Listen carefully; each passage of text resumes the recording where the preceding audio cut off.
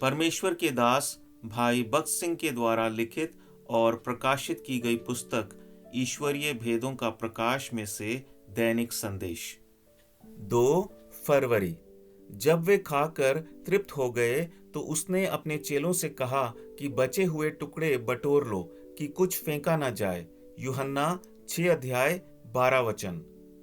हमारे प्रभु को बिगाड़ पसंद नहीं है, इसलिए उसने कहा कि कुछ फेंका नहीं जाए। अब बचे हुए टुकड़े के विषय प्रभु इतना अधिक ध्यान रखता है तो हमारे समय, पैसा और शक्ति के विषय में और कितना अधिक ध्यान रखता होगा।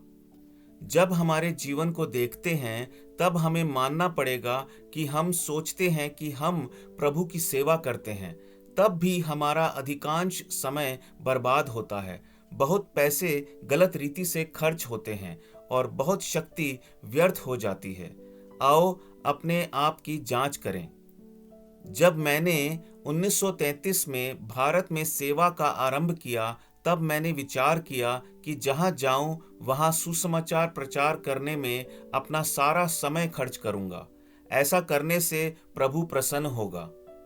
सुबह जल्दी सुसमाचार के पर्चे लेकर मैं निकल पड़ता। दुकान दुकान, गली गली, हर एक व्यक्ति को मैं उन्हें बांट देता था। उसके बाद दिन में 2 बार सार्वजनिक रूप में सुसमाचार प्रचार करता और प्रतिदिन शाम को किसी न किसी के घर सभा चलाता। मेरे दोपहर के भोजन और चाय की भी परवाह किए बगैर मैं कठिन परिश्रम करता था। 6 महीने तक ऐसा ही चलता रहा, परंतु परिणाम कुछ भी नहीं आया।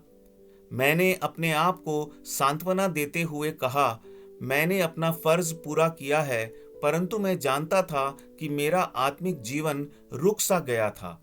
आत्मिक रीति से मेरी वृद्धि नहीं हो पा रही थी। बाद में मैंने प्रार्थना की, प्रभु मैं कहाँ पर भूल कर रहा हूँ।